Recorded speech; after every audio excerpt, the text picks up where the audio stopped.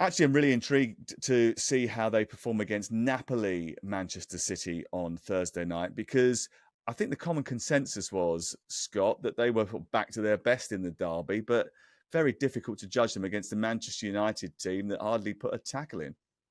Yeah, I mean, look, with the greatest respect again to Crookie, you can't judge really, can you, a Manchester City team as whether they're back. And it just goes to show the world we live in right now. After Wolves, they're going to be Premier League champions, back-to-back defeats. Pepper's gone, a ridiculous comparison to staying too long in the Premier League as Arsene Wenger. And Oh, you didn't suddenly, like that, did you? That was in the one of the papers, wasn't it? And we brought it up on White and Jordan when Crook and I were on the Friday, yeah. and you thought that was ludicrous. I mean, ridiculous, ludicrous, call it what you will. Look, we sort of joke about I'm a follower or whatever of Pep.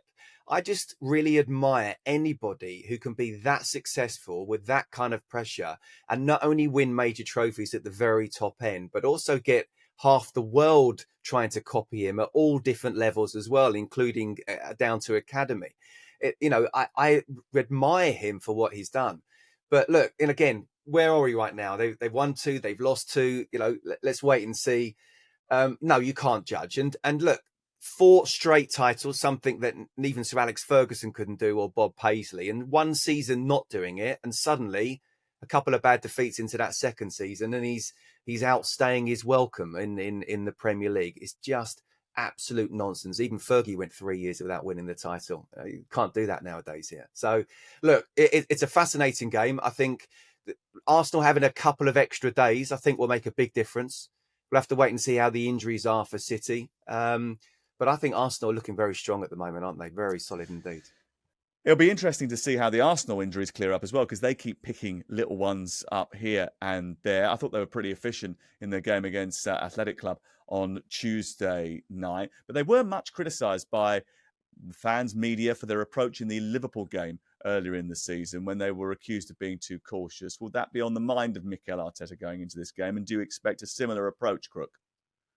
I don't think he'll be influenced by the outside noise. I think he's too confident in his own beliefs for that. But I am intrigued to see the difference in approach to playing one of the big guns at home to what they did at Anfield.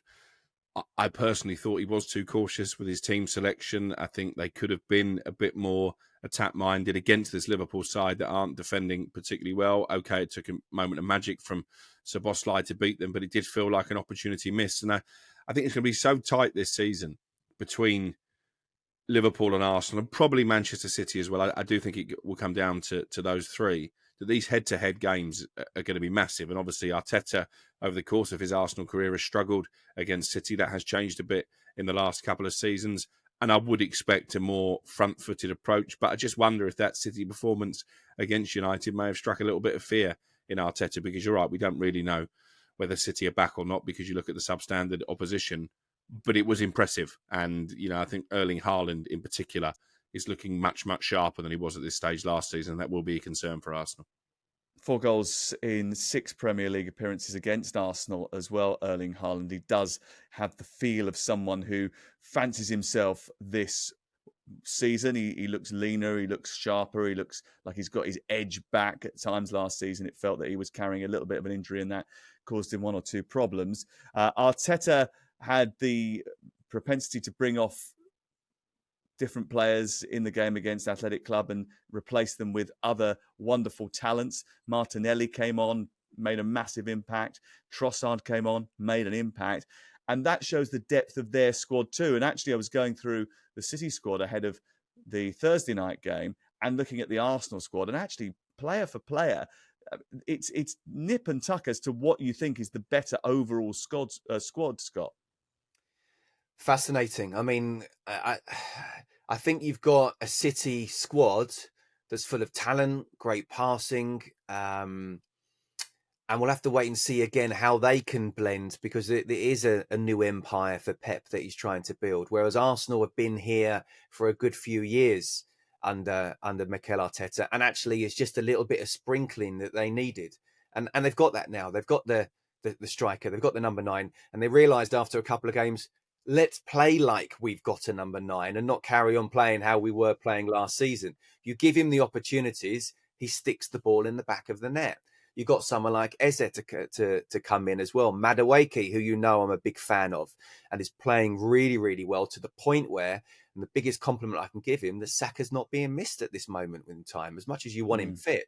So I think Arsenal, in terms of pure strength, I think Arsenal nudge it. In terms of talent, it's definitely a good question. Do you know what? It's really interesting, isn't it? Because Manchester City really struggled after European games last season. I think they lost 5 of the 7 Premier League games that immediately followed a European match in midweek. And this game on Sunday is absolutely crucial in the title race, isn't it, Crook? Because if they were to lose this, the ground that they would have already lost on the front runners would be significant.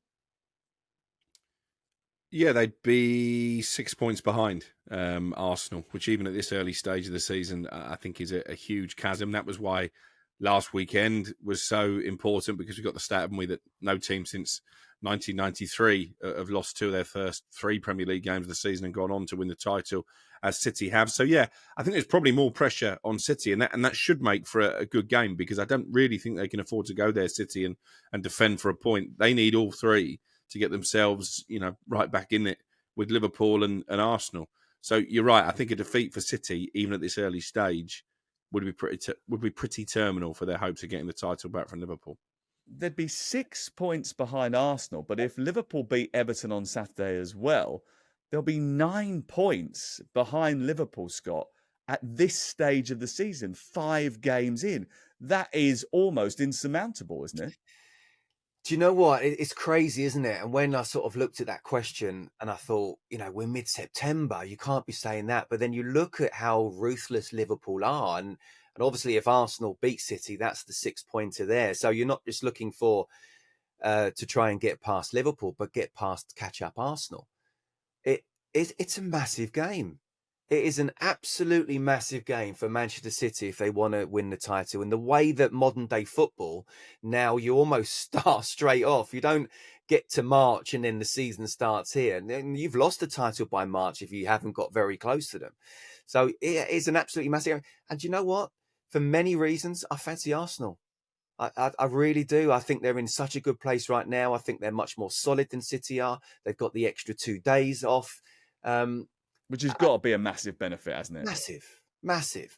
Because look, and that's why I'm interested. Again, we're talking ahead of the game tonight, what the team selection would be, because he has to think we can catch up. I know obviously what happened last season with Champions League, and they were in the playoffs in the end and they lost. But I generally think what I saw, Chelsea would be absolutely fine.